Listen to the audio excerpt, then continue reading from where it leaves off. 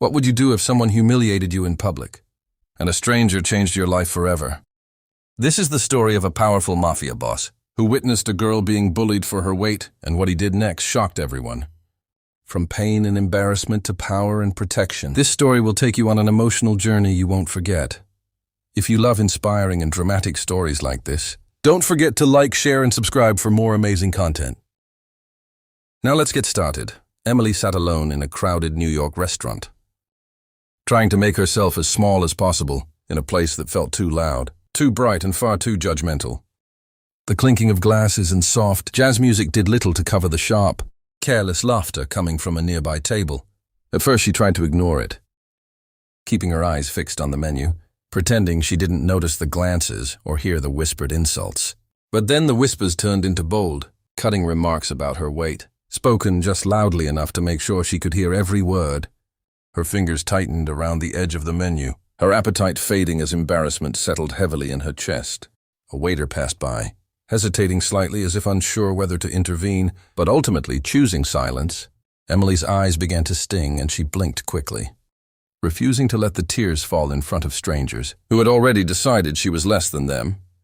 Just as the laughter peaked again, the entrance doors opened, and a sudden shift in the atmosphere swept across the room. Like a cold wind, conversations quieted.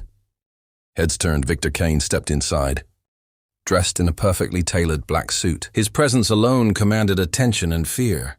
The staff straightened immediately, and even the loud table fell into an uneasy silence. Victor's sharp eyes scanned the room, missing nothing within seconds.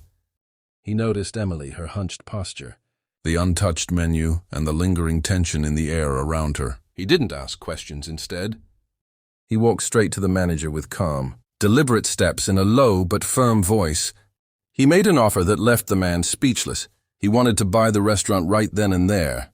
Papers were rushed, calls were made, and within minutes ownership had changed hands.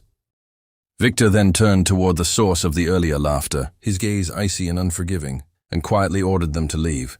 Emily sat frozen, her mind struggling to catch up with everything that had just unfolded. The once noisy restaurant was now quiet, almost surreal, as if the world had paused just for her. Her heart was still racing, but the cruel laughter that had filled the room moments ago was gone, replaced by a strange sense of calm.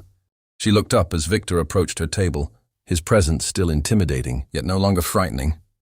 There was something different in his expression now, something softer, almost protective.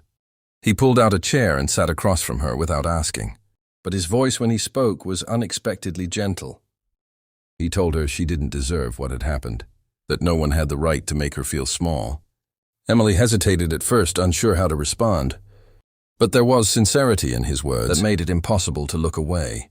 For the first time that evening, she felt seen, not judged, not pitied, just understood.